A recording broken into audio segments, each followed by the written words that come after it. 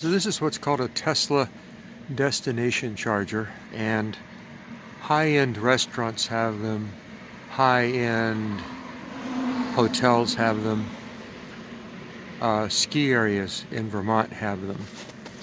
And they don't cost anything to use, but the plug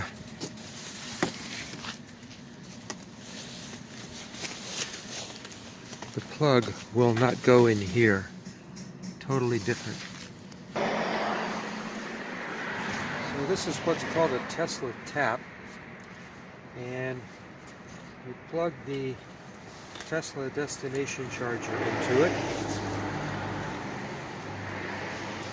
and then you wait about 30 seconds. So this is about 30 seconds, and you plug it in, and it's charging.